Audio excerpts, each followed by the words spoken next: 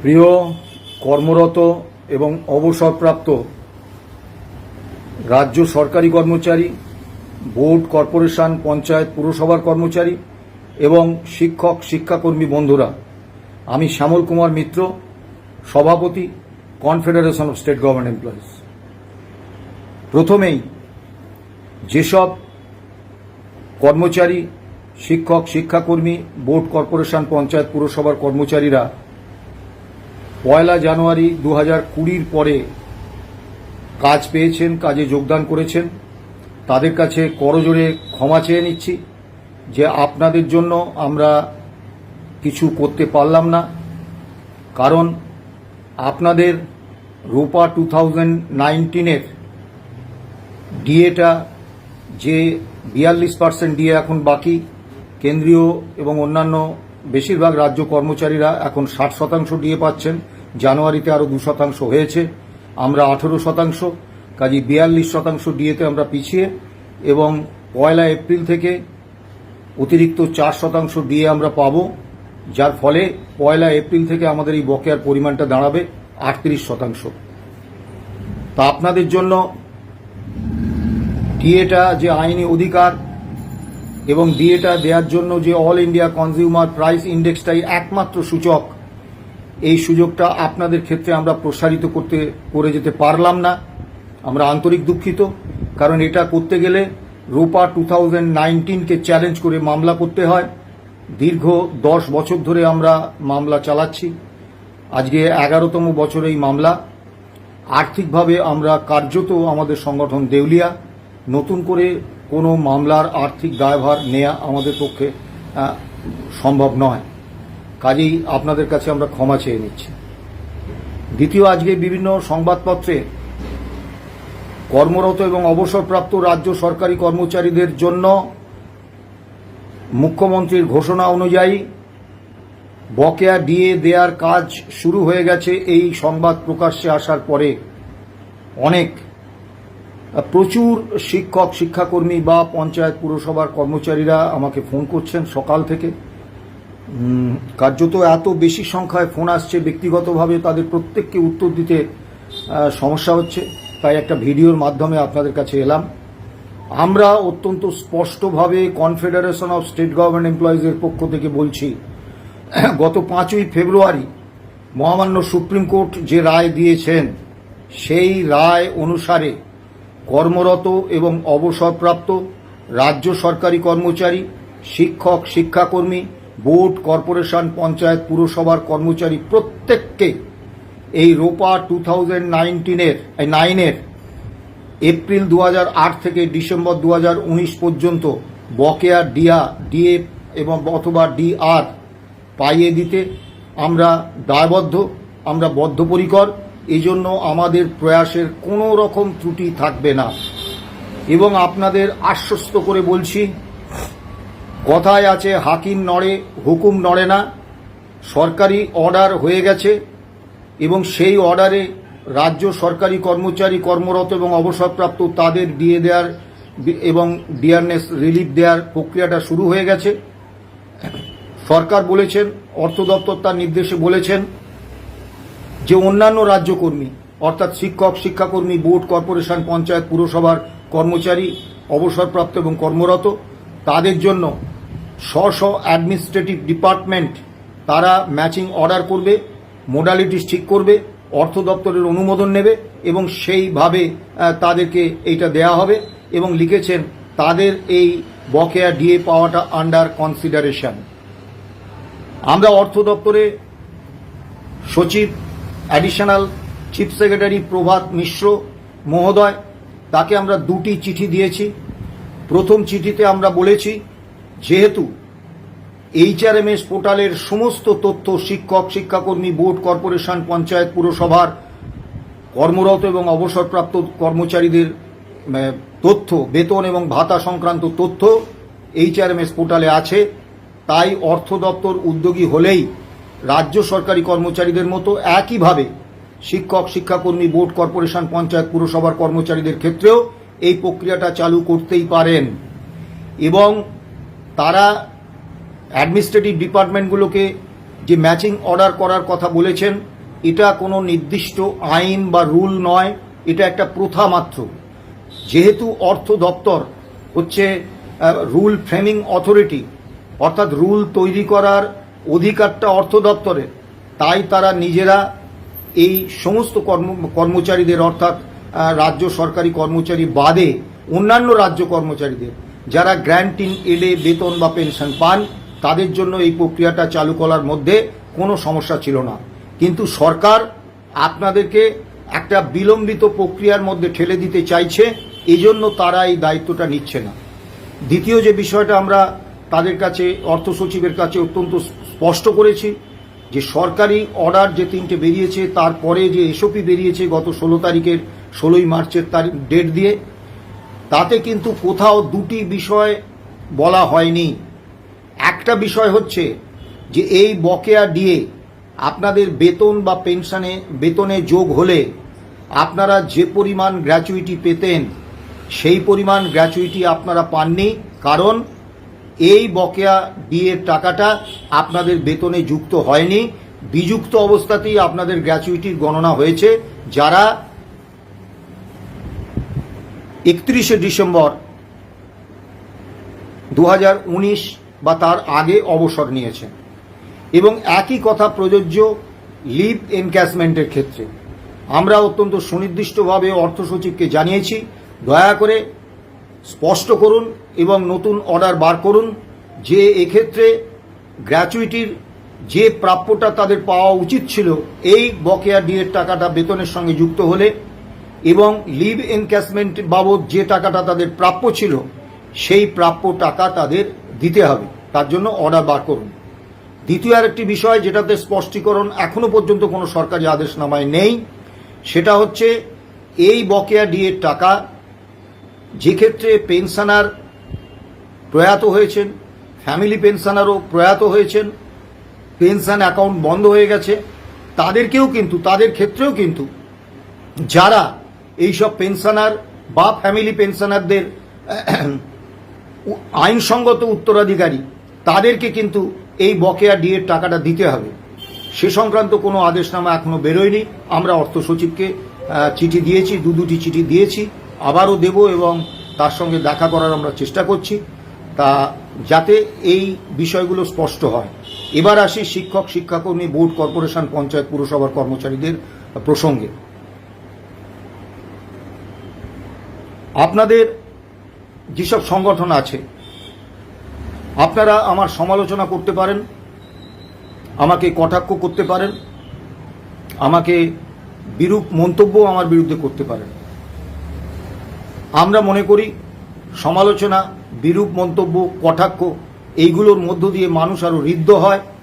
আমরা আমাদের পথটা, আগামী দিনে কোন পথে আমরা চলব তার একটা দিশা আমরা পাই। কাজেই সমালোচনা সব সময় আমরা আহ্বান করি, সমালোচনা সব সময় প্রয়োজন, আপনারা সমালোচনা করুন। কিন্তু একটা কথা আমি অত্যন্ত সুনির্দিষ্টভাবে বলবো, আজকে এই মুহূর্তে দাঁড়িয়ে শিক্ষক, শিক্ষাকর্মী, বোর্ড, কর্পোরেশন, পঞ্চায়েত, পুরসভার যে সমস্ত কর্মচারী সংগঠন রয়েছেন, তাদের সর্বোচ্চ অগ্রাধিকার হওয়া উচিত ছিল যে higher education department, school education department, বিভিন্ন যে অ্যাডমিনিস্ট্রেটিভ ডিপার্টমেন্ট, পঞ্চায়েত দপ্তর থেকে শুরু করে পুরসভা দপ্তর থেকে শুরু করে এই সমস্ত দপ্তরে সর্বোচ্চ আধিকারিকদের কাছে ব্যাপক জমায়েত করে একটা প্রবল চাপ সৃষ্টি করা, যাতে অবিলম্বে তারা ম্যাচিং অর্ডার বার করেন এবং সেই অর্ডার অর্থ দপ্তরের অনুমোদন নিয়ে তারা এই বকেয়া ডিএ বা বকেয়া ডিয়ারনেস রিলিফ দেওয়ার প্রক্রিয়াটা শুরু করেন। দুঃখের সঙ্গে লক্ষ্য করছি, আমরা বিভিন্ন অ্যাডমিনিস্ট্রেটিভ ডিপার্টমেন্টের সঙ্গে যোগাযোগ রাখছি, কিন্তু যতক্ষণ না সমস্ত শিক্ষক, শিক্ষাকর্মী, বোর্ড, কর্পোরেশন, পঞ্চায়েত, পুরসভার কর্মচারী সংগঠনগুলো ঐক্যবদ্ধভাবে একযোগে একেবারে স্ব প্রশাসনিক দপ্তরগুলোর উপর হামলে পড়বে এবং তাদেরকে বাধ্য করবে যে এই ম্যাচিং অর্ডার অবিলম্বে বার করতে, ততক্ষণ পর্যন্ত কিন্তু আপনাদের বকেয়া ডিএ পাওয়াটা, অবিলম্বে পাওয়াটা অনিশ্চিত হয়ে থাকছে। আপনাদের একটা বিলম্বিত প্রক্রিয়ার মধ্যে ফেলে দিতে চাইছেন সরকার। এবং দীর্ঘ অভিজ্ঞতা থেকে আমরা মনে করি নির্বাচন আসন্ন, এই নির্বাচন যখন সামনে আসে তখন কিন্তু শাসক দল অনেকটা রক্ষণাত্মক অবস্থানে থাকে এবং প্রশাসনিক আধিকারিকরাও এমন কোনো পদক্ষেপ নেন না যাতে শাসক দলের বিরুদ্ধে মানুষ ক্ষিপ্ত হয়ে ওঠে। এটাই আন্দোলন করার সবথেকে বড় সুযোগ।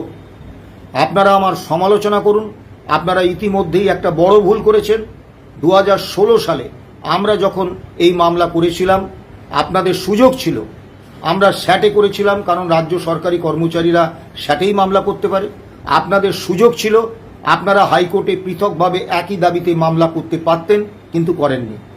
2017 সালে যখন এই মামলা হাইকোর্টে এলো তখনও আপনারা এই মামলার সঙ্গে যুক্ত হতে পারতেন, আপনারা যুক্ত হননি।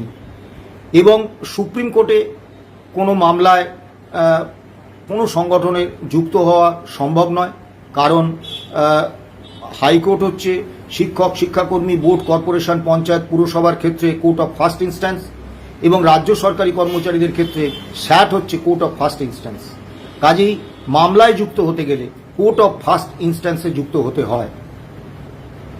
এই ভুলটা কিন্তু আপনারা করেছেন। এবার অতীতে যে ভুল হয়েছে সেই ভুল থেকে শিক্ষা নিয়ে আমাদের এগোতে হবে। কাজেই আপনাদের কাছে আমার সবিনয় আবেদন, আপনারা আমার সমালোচনা করুন, কিন্তু দয়া করে আমার এই আবেদনে সাড়া দিন। আপনারা অবিলম্বে সর্বশক্তি নিয়ে সমস্ত সংগঠন আপনারা স্ব অ্যাডমিনিস্ট্রেটিভ ডিপার্টমেন্টে কর্মসূচি নিন, সেখানে আন্দোলন করুন এবং সেখানে প্রশাসনিক যারা সর্বোচ্চ আধিকারিক আছেন তাদেরকে বাধ্য করুন যাতে তারা ম্যাচিং অর্ডার বার করে অবিলম্বে আপনাদের এই বকেয়া প্রাপ্য মিটিয়ে দেওয়ার ব্যবস্থাটা করেন। যারা ভাবছেন এই সরকার তো চলেই যাবে, সরকার পরিবর্তনের পরে যে দল আসবে তারা খুব সহজে দিয়ে দেবে, আমরা আপনাদের কাছে অত্যন্ত সুনির্দিষ্টভাবে বলছি, যে কোনো রাজনৈতিক দল যখন বিরোধী থাকে তখন তারা কর্মচারী দরদের কথা বলে, কর্মচারীদের সমস্ত দাবি দাওয়া মিটিয়ে দেওয়ার কথা বলে, কর্মচারীদের প্রতি অত্যন্ত বন্ধু বৎসল হিসেবে তারা ভূমিকা নেয়। কিন্তু তারা যখনই শাসক দলে আসে তখন কিন্তু তাদের নোক দাঁত বেরিয়ে পড়ে এবং তারা একেবারে মালিক হিসেবে শ্রমিকদের যেভাবে শোষণ বঞ্চনা করতে হয় ঠিক সেইভাবে তারা করেন। আপনি সারা ভারতবর্ষে এর উদাহরণ পাবেন, পশ্চিম বাংলাতেও এর উদাহরণ পাবেন। কাজেই কোনো রাজনৈতিক দল শাসন ক্ষমতায় এলে অবস্থা বদলে যাবে, অতএব আমরা এখন অপেক্ষা করে থাকব, এই ভাবনায় যদি আপনারা চলেন অত্যন্ত ভুল ভাবনা। নির্বাচন আসন্ন, এই সময় সরকার যথেষ্ট রক্ষণাত্মক অবস্থানে আছে, এই সময়ই আপনারা আঘাতটা হানুন এবং সমস্ত অ্যাডমিনিস্ট্রেটিভ ডিপার্টমেন্টগুলোতে এমন পরিস্থিতি সৃষ্টি করুন যে যেন সেখানে অচলাবস্থা তৈরি হয়ে যায় এবং তারা বাধ্য হয় অবিলম্বে আর দেরি না করে ম্যাচিং অর্ডার বার করেন। এটা তো সত্যি যারা কর্মরত শিক্ষক, শিক্ষাকর্মী, বোর্ড, কর্পোরেশন, পঞ্চায়েত, পুরসভার কর্মচারী, অবসরপ্রাপ্ত কর্মচারী, তারা যখন দেখছেন যে রাজ্য সরকারি কর্মচারীদের ক্ষেত্রে, অবসরপ্রাপ্ত কর্মচারীদের ক্ষেত্রে এই প্রক্রিয়াটা চালু হয়ে গেছে, তারা 31শে মার্চের মধ্যে প্রথম কিস্তি পেয়ে যাচ্ছেন, তখন স্বাভাবিকভাবে তাদের মধ্যে একটা মর্মবেদনা হয়। এবং বিশেষত যারা অবসরপ্রাপ্ত কর্মচারীরা এমনিতেই 60 বছর পরে তারা অবসর নেন, স্বাভাবিকভাবে শারীরিকভাবে তারা সেই সময় ততটা সাবলীল থাকেন না, তার সঙ্গে যোগ হয় আর্থিক একটা নিরাপত্তাহীনতা, সামাজিক ক্ষেত্রে, পারিবারিক ক্ষেত্রেও তারা বিভিন্ন রকম সমস্যার সম্মুখীন হন। এই মানুষগুলোকে আর দুশ্চিন্তায় ফেলে রাখার কোনো অধিকার কিন্তু আমাদের কারণ নেই। কাজে এরা যাতে দুশ্চিন্তা মুক্ত হন, তাই সেই উদ্দেশ্যটা সফল করার জন্য আমাদের কিন্তু এই মুহূর্তে সবথেকে বড় অগ্রাধিকার, আর কোনো অগ্রাধিকার নেই, সবথেকে বড় অগ্রাধিকার এই সব প্রশাসনিক দপ্তরগুলোতে গিয়ে একেবারে এমন আন্দোলন তৈরি করা যাতে তারা অবিলম্বে এই ম্যাচিং অর্ডার বার করে আপনাদের ক্ষেত্রেও এই বকেয়া ডিএ লাগু করতে বাধ্য হন, কার্যকর করতে বাধ্য হন। অনেকে বিভিন্ন কথা বলছেন, কর্মরত কর্মচারীরা বলছেন আমাদের টাকাটা জেনারেল প্রভিডেন্ট ফান্ডে ঢুকিয়ে দেওয়া হলো, আপনারা সুপ্রিম কোর্টে কিছু করলেন না, সুপ্রিম কোর্টের অর্ডারে তো এরকম কিছু বলা ছিল না। অনেকে বলছেন যে সুপ্রিম কোর্টের রায় মেনে তো এই দিয়ে দেওয়া হচ্ছে না। সুপ্রিম কোর্ট বলেছিলেন যে অবিলম্বে 25% দিয়ে দিতে হবে বকেয়া। বাকি 75%-এর মধ্যে 6ই মার্চ ওই মাননীয় ইন্দু মালহোত্রার কমিটি তার সঙ্গে আলোচনা করে যে কিস্তি ঠিক হবে 31শে মার্চের মধ্যে সেই 75%-এর একটা কিস্তি দিতে হবে এবং 15ই মের মধ্যে সমস্ত বকেয়া ডিএ মিটিয়ে দিতে হবে। রাজ্য সরকার তো সুপ্রিম কোর্টের নির্দেশ মানলেন না। আপনারা সুপ্রিম কোর্টে গিয়ে এই প্রক্রিয়ার উপর স্টে অর্ডার আনুন এবং কন্টেম্পট পিটিশন মুভ করুন, কন্টেম্পট পিটিশন আপনারা মেনশন করুন যাতে হয়।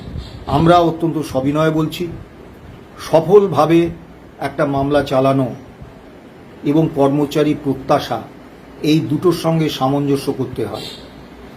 কর্মচারী প্রত্যাশা ছিল সুপ্রিম কোর্টে যখন এই মামলা, বিশেষত অনারেবল জাস্টিস সঞ্জয় কারোল এবং অনারেবল জাস্টিস পি.কে. মিশ্রের বেঞ্চ যখন বললেন অল অ্যাসপেক্টে তারা আলোচনা করবেন, তারা একেবারে মানে সমস্ত কিছু খতিয়ে দেখে তারা রায় দেবেন, তখন কিন্তু কর্মচারী সমাজের মধ্যে একটা প্রবল প্রত্যাশা ছিল যে, এবং আমাদের উপর প্রবল চাপ ছিল যাতে আমরা ওই বকেয়া অর্থের উপর 17% সুদ, ওই রোপা 2019-এ all India consumer price index মেনে ডিএ বা ডিআর প্রদানের নির্দিষ্ট সংস্থান রাখা এবং ষষ্ঠ বেতন কমিশনের সুপারিশ অনুসারে যে বেতনক্রম আমাদের হয়েছিল সেই বর্ধিত বেতনের 4 বছরের বকেয়া রাজ্য সরকার মেনে দিয়েছেন।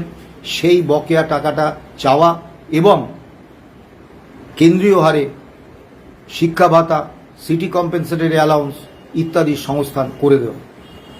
এবং মামলার সঙ্গে যুক্ত একটি সংগঠন তারা করেছিলেন বিভিন্ন সমাজ মাধ্যমে, না বুঝেই বহু কর্মচারী তারা আমাদেরকে বলেছিলেন যে আপনারা বিশ্বাসঘাতক, আপনারা এই দাবিগুলো আপনাদের মামলার পিটিশনে দিলেই সরকার, সুপ্রিম কোর্ট এগুলো সম্পর্কে সিদ্ধান্ত নেয়, আপনারা সেটা করছেন না, আপনারা সরকারের সুবিধা করে দিচ্ছেন। আমরা কোনো প্রতিক্রিয়া দিইনি। আমরা জানতাম সত্য একদিন সামনে আসবে, তারা তাদের ভুল ভ্রান্তি বুঝতে পারবেন। অযথা কেন আগাম তাদের সঙ্গে বিতর্ক বিবাদে জড়িয়ে পড়ব বা একটা বিতর্ক তৈরি হবে।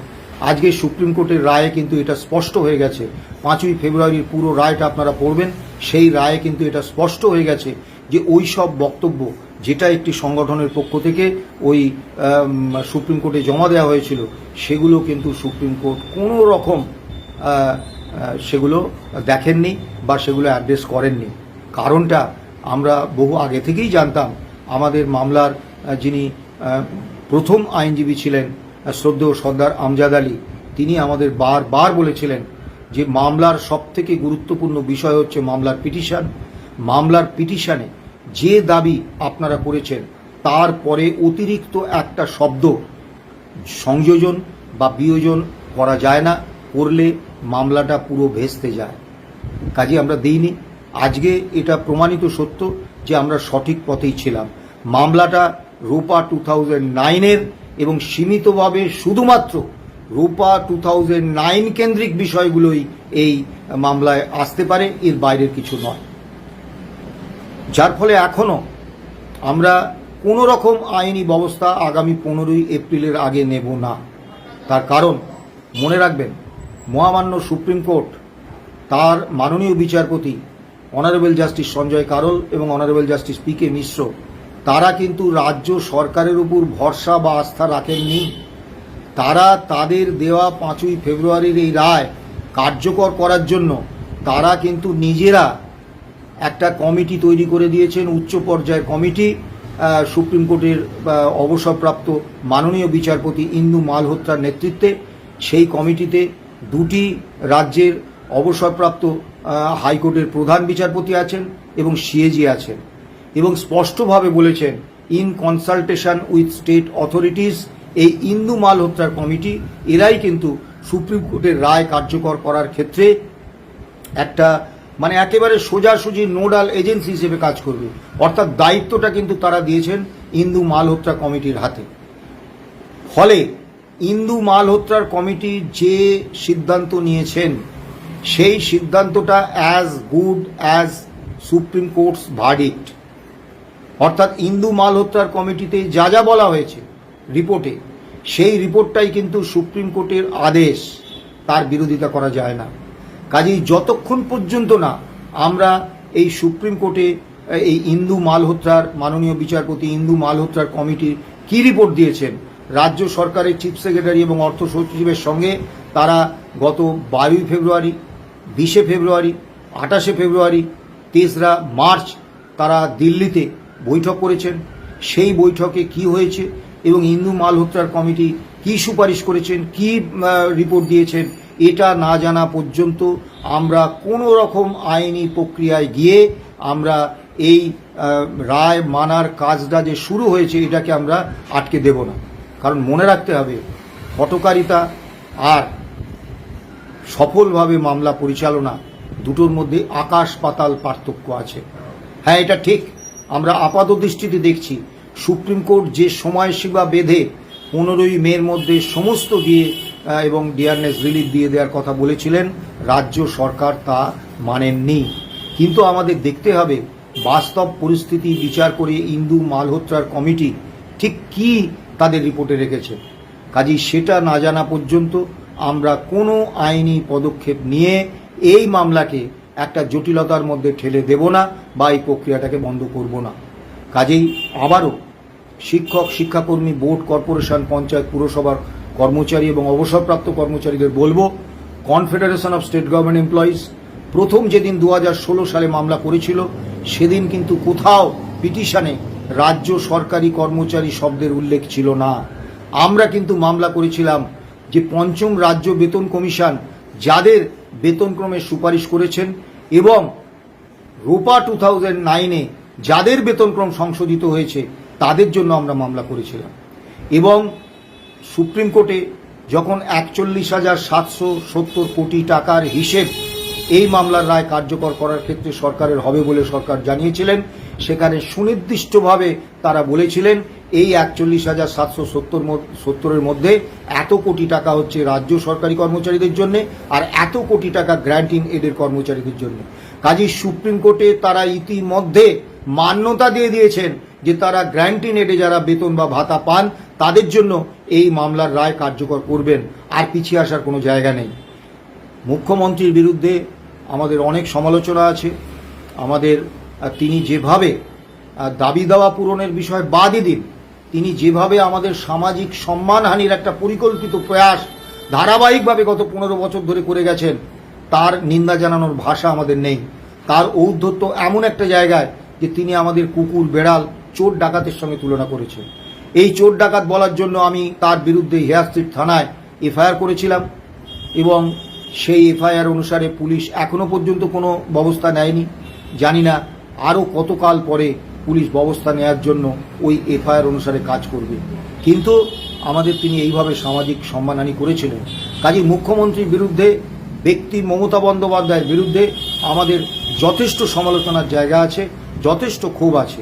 কিন্তু মনে রাখতে হবে, মুখ্যমন্ত্রী যখন একটা টুইট করেন এবং তার রেকর্ড যখন থাকে তখন সেটা কিন্তু as good as government order.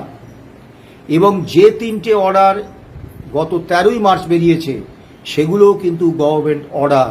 আমি আবারও বলছি, হাকিম নড়ে, হুকুম নড়ে না। কাজেই রাজ্য সরকারি কর্মচারীদের পাশাপাশি বোর্ড, কর্পোরেশন, পঞ্চায়েত, পুরসভা এবং শিক্ষক, শিক্ষাকর্মীরা কর্মরত এবং অবসরপ্রাপ্ত তারা যে এপ্রিল 2008 থেকে ডিসেম্বর 2019 পর্যন্ত এই বকেয়া এআইসিপি মেনে পাবেন বা ডিয়ারনেস রিলিফ, এ ব্যাপারে আমাদের মনে কোনো সন্দেহ নেই।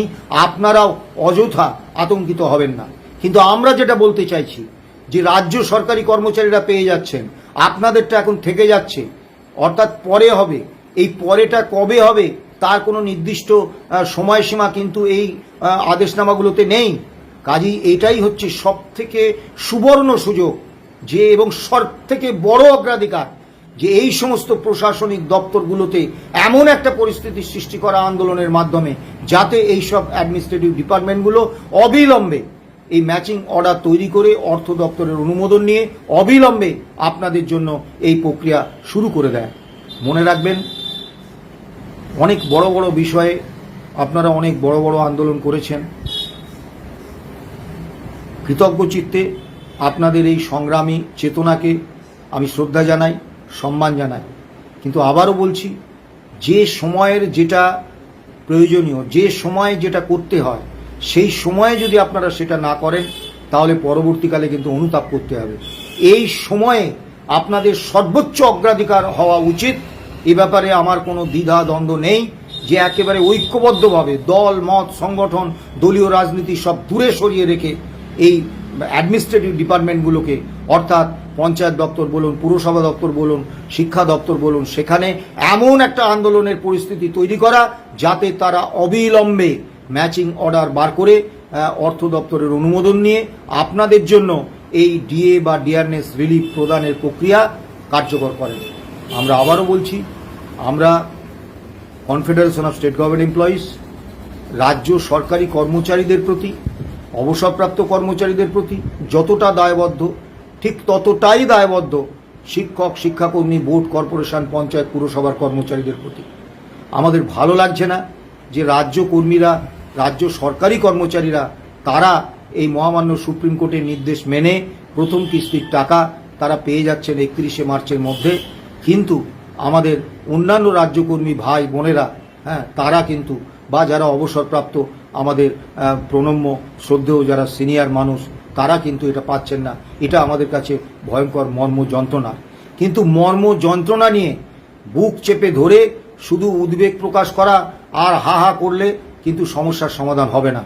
এই সরকার আপনাদের প্রাপ্যটা আটকে দিতে চাইছে, অনির্দিষ্টকালের জন্য আটকে দিতে চাইছে। সেই জায়গায় আমাদের কিন্তু একেবারে ঐক্যবদ্ধভাবে এই প্রশাসনিক দপ্তরগুলোতে আন্দোলনে ঝাঁপিয়ে পড়তে হবে। এটাই এই মুহূর্তে সমস্ত শিক্ষক, শিক্ষাকর্মী, বোর্ড, কর্পোরেশন, পঞ্চায়েত, পুরসভার কর্মচারীদের সর্বোচ্চ অগ্রাধিকার হওয়া উচিত বলে আমরা মনে করি।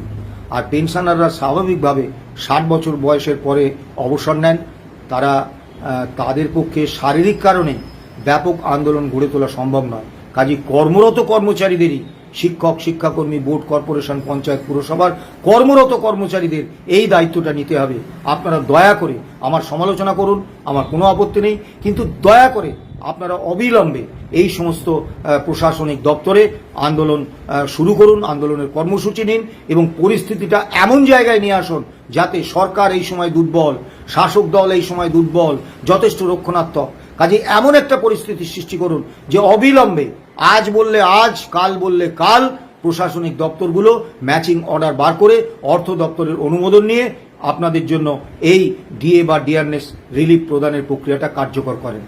আরেকটি আবেদন করব, গতকাল ভিডিওর মাধ্যমে আপনাদের কাছে আবেদন রেখেছিলাম যে ওয়েস্ট বেঙ্গল হেলথ স্কিমে শিক্ষক, শিক্ষাকর্মীদের এবং অন্যান্য রাজ্য কর্মীদের অন্তর্ভুক্তি একটা অত্যন্ত গুরুত্বপূর্ণ দাবি এবং অবসরের পরে বিশেষত আপনাদের কর্মরতই থাকুন আর অবসরপ্রাপ্তই থাকুন, আপনাদের চিকিৎসার কোনো রকম সুযোগ সুবিধা কিন্তু সরকার দেন না। কাজেই এই ওয়েস্ট বেঙ্গল হেলথ স্কিমে আপনাদের অন্তর্ভুক্তি অত্যন্ত গুরুত্বপূর্ণ দাবি। কাজেই এই দাবিতে আপনারা সমস্ত শিক্ষক, শিক্ষাকর্মী, বোর্ড, কর্পোরেশন, পঞ্চায়েত, পুরসভার কর্মচারীরা ঐক্যবদ্ধভাবে আপনারা চাপ সৃষ্টি করুন যাতে অবিলম্বে এই দাবিটাও সরকার মানে। ভালো থাকবেন, সুস্থ থাকবেন। বারবার বলি যে দায়বদ্ধতা সরকারি কর্মচারীদের প্রতি আমাদের যতটা, ঠিক ততটাই দায়বদ্ধতা আপনাদের প্রতি। আমাদের ভুল বুঝবেন না, কিন্তু যে সময় যেটা করার সেটা করতে হবে, সেটা না করলে আমাদের অনুতপ্ত হতে হবে। আর আবারও যারা 1 জানুয়ারি 2020 পরে কাজ পেয়েছেন, কাজে যোগ দিয়েছেন, তাদের কাছে করজোড়ে ক্ষমা প্রার্থনা করছি যে আপনাদের জন্য ভাই আমরা কিচ্ছু করে যেতে পারলাম না। কারণ রোপা 2019কে চ্যালেঞ্জ করতে গেলে যে আর্থিক সামর্থ্য প্রয়োজন তা আমাদের নেই। যদি কোনো সংগঠন এই দায়িত্ব নেন তাহলে আপনারাও আবার এই রকমভাবে বকেয়া ডিএ এবং all India consumer price index মেনে ডিএ পাবেন। ভালো থাকবেন, সুস্থ থাকবেন। নমস্কার।